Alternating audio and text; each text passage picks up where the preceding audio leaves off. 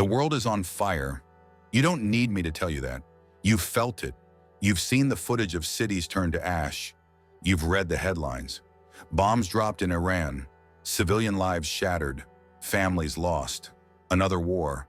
And it's not just there.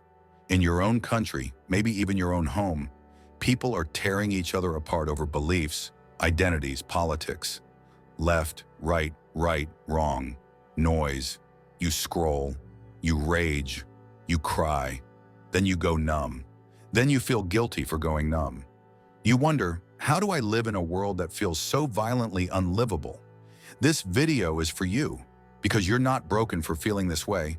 You're not too sensitive. You're not weak, you're human. And there is a way to survive this. Not by hardening your heart, not by ignoring it all, but by learning the ancient art of clarity. It is not events themselves that disturb us, but our judgments about them. Epictetus. Let me show you what that really means. If your heart aches right now, good. It means you're still human, still alert, still tethered to something real in a world built to desensitize you. What you're feeling isn't dysfunction. It's not fragility. It's not a flaw in your system. It's your internal compass sounding the alarm, telling you something is deeply wrong. And the fact that you haven't gone numb, that's not a liability. That's your edge. You open your phone and it hits you. More bombs, more dead children, another lie dressed up as news, another headline designed to provoke, but not resolve. You scroll through horror like it's content. No time to process, no space to breathe. The world expects you to witness suffering, wipe your face, and clock in like it never happened. That disconnect eats at people, silently, relentlessly. So you build walls, you compartmentalize, you split yourself in half, one part devastated, the other pretending everything's fine. But make no mistake, that internal split comes at a cost. You lose clarity, you lose energy, you start to forget who you are. Emotional discipline is not repression, it's the opposite. It's the difference between a dam and a flood. One holds power, the other destroys everything in its path. The Stoic doesn't suppress feeling, he sharpens it. He feels on purpose. He chooses when and how to act, not because he's cold, but because he refuses to be ruled by chaos. You don't need to save the world, but you do need to choose how you respond to it. You can either react impulsively and add to the noise, or observe with clarity and move with purpose. That choice determines the kind of man you become, and more importantly, the kind of impact you leave behind. Because when men fall into despair, families fall with them. When men become numb, injustice wins. When men stop leading with principle, the worst kinds of people fill the vacuum. There's a woman who survived a bombing in Gaza. Her house was destroyed, her husband killed, 2 of her children gone.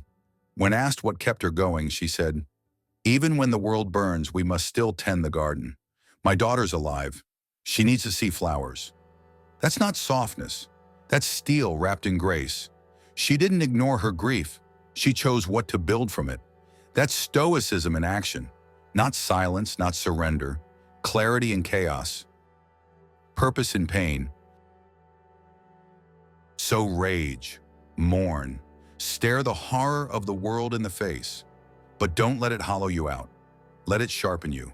Use it as fuel, because you're still here. You're still breathing, which means you still have work to do. Your heart still beats, your hands still build. That matters. In a culture addicted to outrage, your calm is resistance. In a world drowning in lies, your focus is rebellion. In an age of emotional impulsivity, your discipline is your freedom. You are not broken. You are awake. Now let that awareness become strength. Let the pain forge you, not fracture you, because this isn't about surviving the world.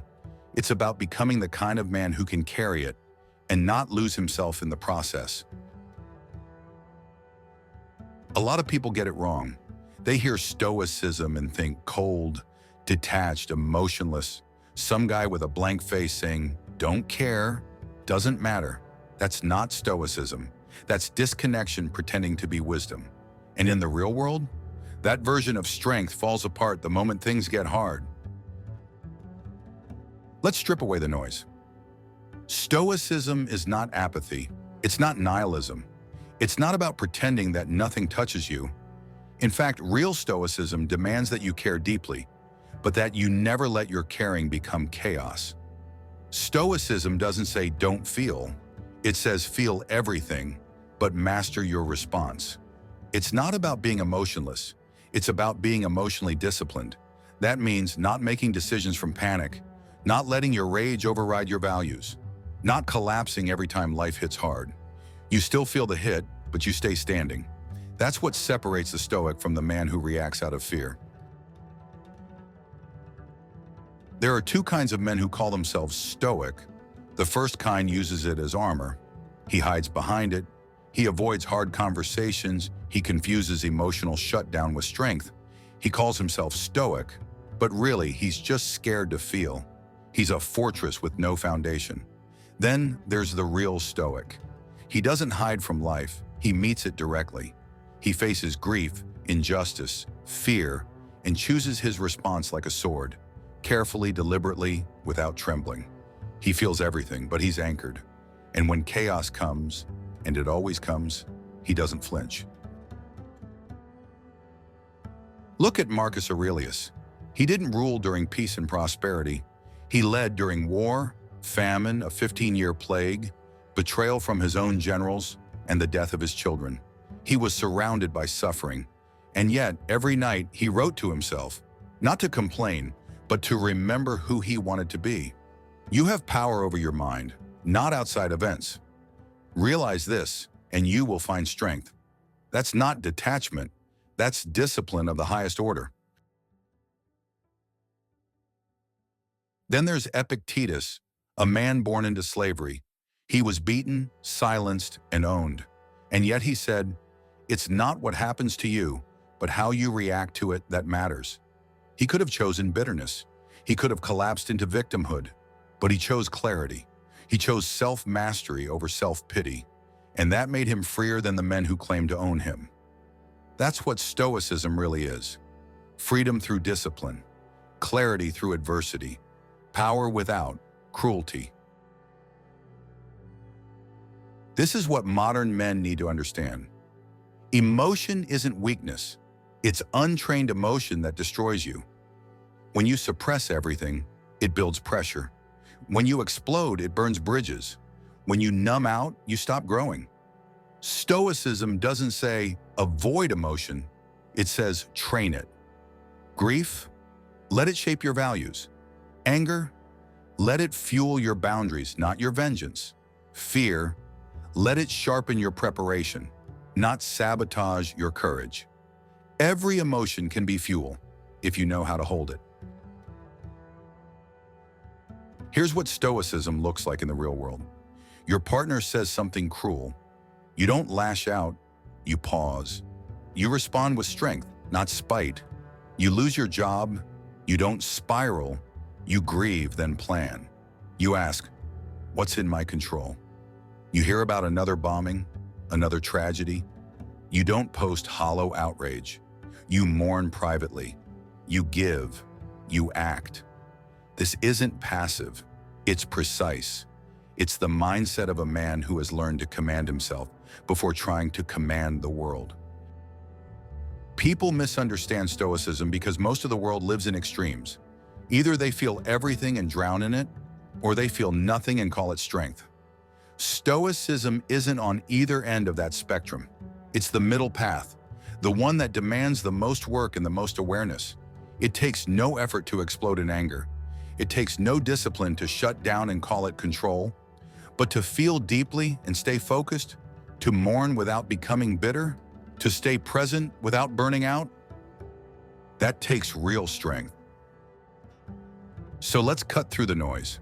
If you call yourself Stoic, then live it, not in words, in action. Keep your word. Control your impulses. Lead with principles, not popularity, and never mistake numbness for mastery. The world doesn't need another man who says, "Nothing bothers me." The world needs men who say, I feel it all, but I choose my next move like it matters. Because it does. You can't control what the world throws at you, but you can own your response. And that's where your power begins. Let's face it, it's easy to talk about Stoicism when life is calm. It's easy to be grounded when you're not under fire. But what about when the world turns cold? When the system feels rigged? When the noise is constant and nothing feels sacred anymore? That's when it matters most. Stoicism isn't a theory, it's a practice. And that practice begins when things fall apart. The storm is always coming. You can't control when war breaks out, or when the economy tanks, or when the next wave of tragedy crashes into your feed. But you can control your preparation. You can build something inside yourself that doesn't shatter every time the outside world does. The Stoics called it the inner citadel, a fortress within. But here's what people get wrong. It's not a fortress from the world, it's a foundation for the world.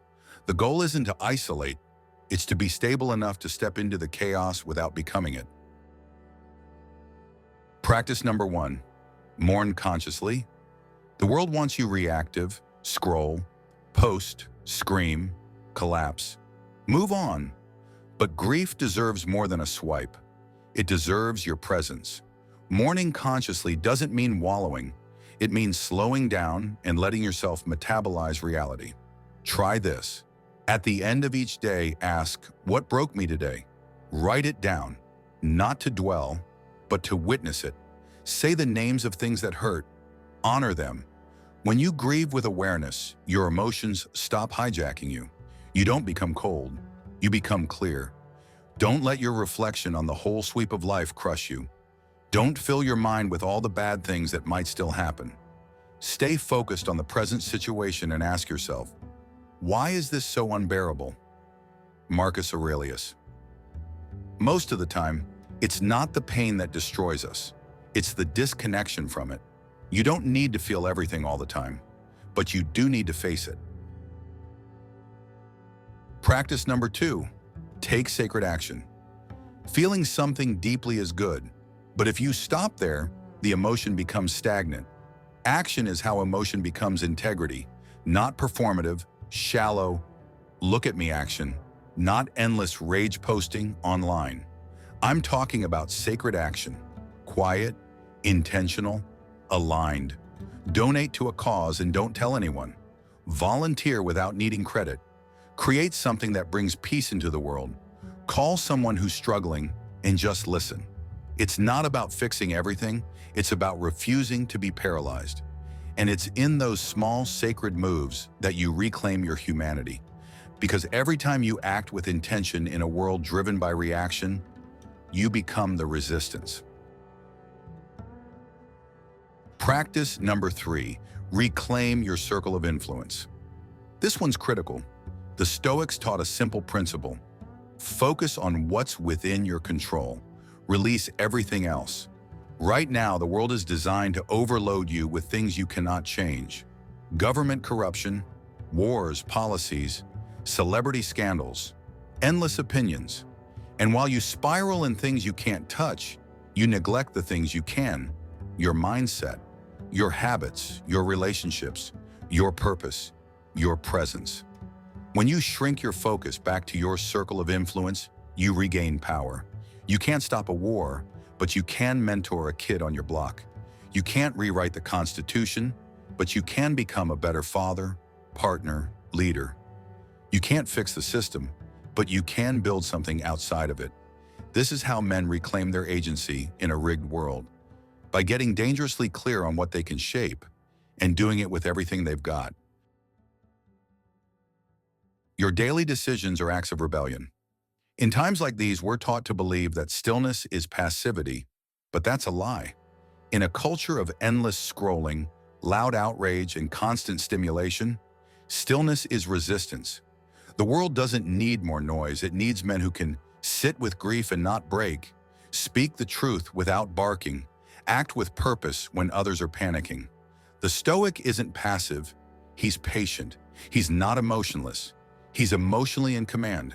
And every quiet, grounded decision you make in the face of chaos, That's how you become the man people can trust when everything else falls apart. It's not the external events themselves that disturb us, but the way we interpret them. And the interpretation is always within our control. Epictetus. You can't save the world, but you can stand tall in it. And sometimes that's what inspires others to do the same. Final reflection. Build a life that holds you. The most powerful men don't just react well, they build well. They create rhythms, routines, and values that anchor them. They don't wait until the world burns to find meaning. They live with meaning now, so when the fire comes, they already know who they are. You need that. You need routines that protect your clarity, values that override your impulses, practices that strengthen your spine when everything around you is shaking. You don't build that in the moment of crisis. You build it now, quietly, daily, repeatedly. So that when the storm hits, you're not searching for your sword. You've already forged it. What the world needs right now is not more opinions, not more outrage, not more noise. We've got enough of that. We're drowning in it. You've seen it. Every day you scroll past people tearing each other apart in comment sections. Politicians screaming, experts contradicting each other, false prophets preaching to empty hearts. Everyone's talking, but no one's listening. Everyone's angry, but few are wise. Everyone's performing, but no one's rooted. And in that chaos, the real danger isn't that people get loud, it's that they get lost. The collapse of meaning. We are living in an age of collapse, not just political, not just economic, but spiritual. We've lost our sense of direction. We've traded inner stillness for constant stimulation. We've replaced values with algorithms. We've outsourced our beliefs to trends, polls, influencers. The result? A society that's louder than ever, but emptier than ever. People are anxious, exhausted, angry, and they have no idea why. They bounce between distractions, coping mechanisms, identity politics, and outrage addictions. But what they're really searching for, beneath all of it, is something solid. A rock, a root, a sense that someone somewhere is grounded. What the world actually needs. The world doesn't need more rage, it needs restraint. The world doesn't need more leaders with charisma, it needs leaders with character. It needs men who can hold the line when others break, see clearly when others distort, act deliberately when others panic. In short, the world needs still people, not passive people, stable people. There's a difference. Passivity is avoidance. Stillness is trained power under control. A still man is not one who's indifferent. He's one who chooses when and how to act with precision. And that kind of man is rare, because it takes everything modern culture teaches you and unlearns it. The Stoic is not unfeeling, they are unshaken. That one line says everything. A Stoic doesn't collapse when the news is grim. He doesn't flinch when he's criticized. He doesn't react to every provocation. He's not asleep. He's not soft. He's simply anchored. And the world needs anchors more than ever. This is a battlefield. Make no mistake, this is war. Not a war of guns and bombs, though those rage too. This is a war of attention, of morality, of meaning. And in that war, every man is either a force for noise or a force for clarity. You are being pulled to extremes every day. Outrage bait, clickbait headlines, addictive algorithms, emotional manipulation masked as entertainment. Every app is trying to hijack your nervous system. Every agenda wants your loyalty. And the cost, your peace, your focus, your values. So when you choose to remain still, when you choose to see clearly and act deliberately, you are doing something radical. You are stepping off the battlefield and becoming a commander instead of a casualty. The new definition of power. Forget the movie version of strength, the loud man, the brash man, the man who dominates every room. That's not power. That's usually insecurity in disguise. Real power is quiet, calm, deliberate. It doesn't need to prove itself.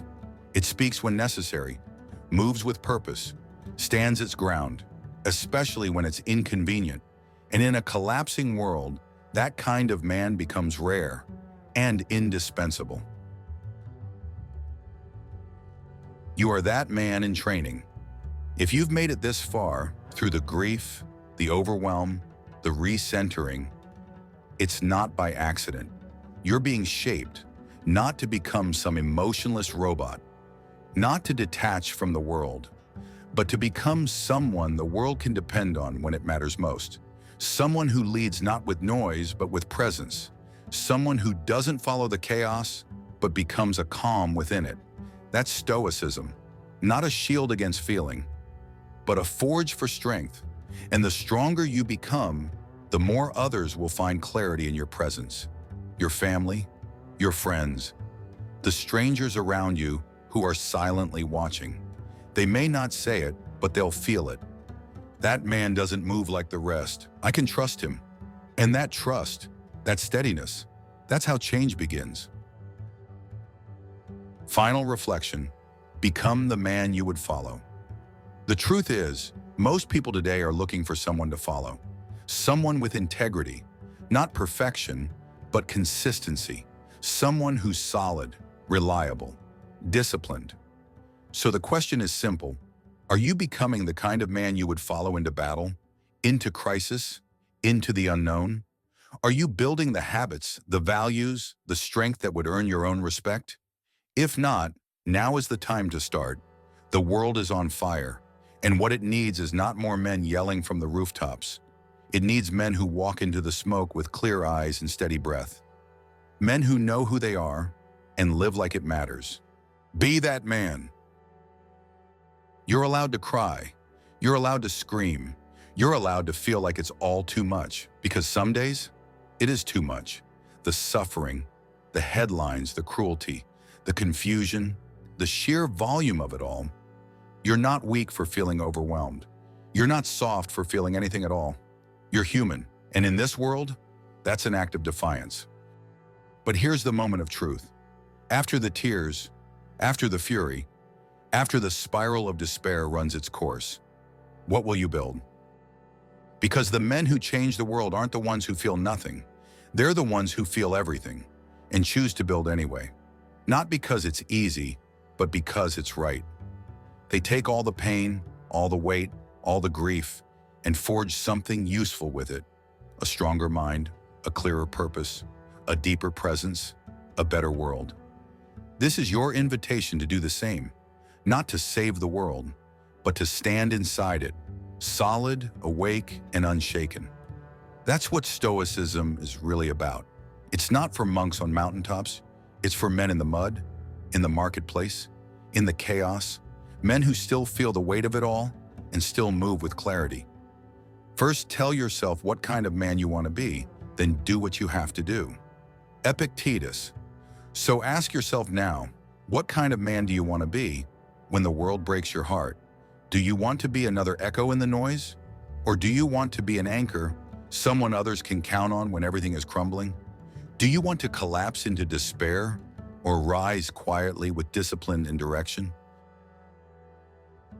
The world doesn't need more noise. It needs men like you who feel it all and still stand tall. So if you're still here, breathing, listening, feeling, then say it out loud. I feel it all and I'm still standing. Leave that in the comments. Let the world know you haven't gone numb, that you're choosing clarity, stillness, strength. And if this message resonated with you, share it. Someone out there is hurting in silence, and they need to know they're not alone. This world is on fire, but inside you, there's a forge. Use it, not to escape, not to harden, but to build something better from the ashes.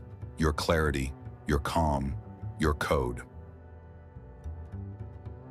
And if you want more content like this, philosophy, stillness, and strength for stormy times, subscribe. We're building something solid here, and you belong in it.